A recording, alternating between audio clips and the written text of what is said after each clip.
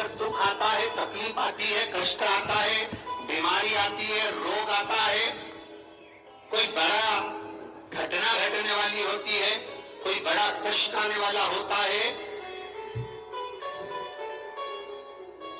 तो लक्ष्मी जी से माता पार्वती कह रही है, घर में जो तुलसी का पौधा होता है, सबसे पहले घात उसी पर होती है। तुलसी का पौधा सूख जाता है, समाप्त हो जाता है,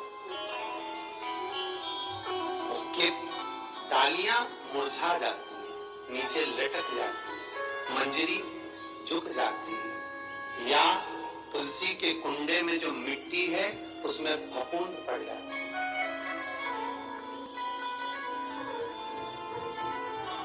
इतना सुंदर बात कही है महाराज। तुलसी के क्यारे में, पद्म पुराण, तुलसी के क्यारे में जो हम जल डालते हैं, वो जल हमने जब डाला और वो जल अगर नीचे गिर रहा है, उसका भी दोष वर्णन है महाराज, उसका भी दोष हमारे शास्त्रों में वर्णित किया गया। तुलसी के क्यारे में अगर जल डाल रहे हैं और वो जल जमीन पर बह रहा है, गिर रहा है, उसका भी दोष है। तुलसी के क्यारे में उतना ही जल दिया जाए जितनी मट्टी सोख ले, 2-4 बूंद पानी गिरे चल जाएगा। तुलसी के क्यारे में छिद्र रहता है, बूंद बूंद पानी टपक जाए वो चल जाएगा। और तुमने तुलसी के क्यारे में जो जल भरा, लोटा भर भर के डाल दिया, और ऊपर से जो जल कुंडा भरा कर उलीच में से, अर्थात भराने के बाद जो नीचे गिर रहा है, वो दोषपूर्ण है महाराज, उसकी दोष था।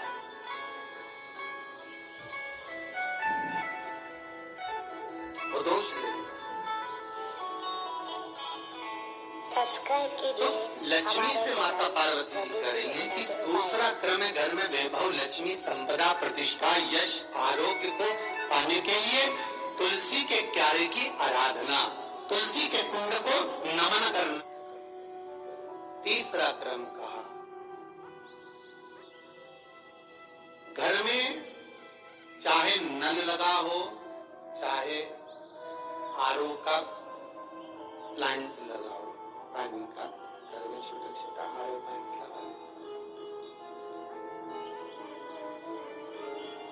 फिर भी घर के अंदर रसोई घर में एक छोटा सा मटका, मटका नहीं तो हंडा, हंडा नहीं तो बाल्टी, बाल्टी नहीं तो कलसा, पानी का भरा हुआ जो नारी रखती है, दूसरे दिन उस पानी को बाहर ढोल कर फिर वापिस धोकर भर लेती। मटका रोज धुलता है, हंडा रोज धुलता है,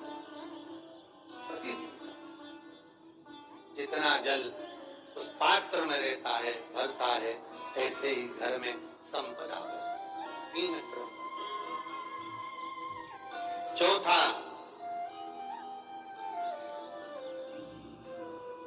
नारी के मस्तक पर जो चीर होता है, ये पूर्वज, इसी चीर से कथा प्रारंभ हुई थी और वहीं पर लक्ष्मी पार्वती के संवाद पर चल रही थी महाराज। मस्तक पर जो चीर होता है, मस्तक पर जो वस्त्र होता है, वो वस्त्र पूर्वजों का, पितरों का, कुल देवी देवताओं का आशीर्वाद।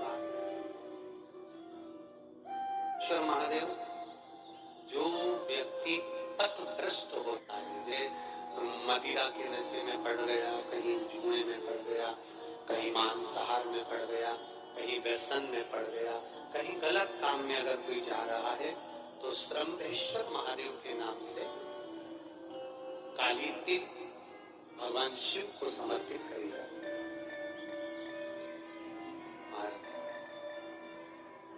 काली तिल को वापस उठाकर ले आते हैं, उसी काली तिल को जो मदिरा का नशा करने वाला होता है या जो गलत व्यसन में डूबा हुआ होता है, उसको वो सुबह के समय अगर नहीं खाता तो भोजन के साथ उसको दिया। श्रम्भेश्वर महादेव। एक बेलपत्री का भी बहुत अच्छा प्रयोग है श्रम्भेश्वर महादेव का, मदिरा पीने वालों के लिए, मांसाहार, व्यसन में, जुए में, वेश्यावृत्ति में, पर नारी में। सब्सक्राइब कीजिए हमारे चैनल प्रदीप जी पहले निष्ठा के कथा में उपाय इसका को वर्णन किया है बेलतत्व। श्रम्भेश्वर महादेव, एक बार सब बोलेंगे, कौन से महादेव? श्रम्भेश्वर महादेव। फिर जम के बोल लो एक बार,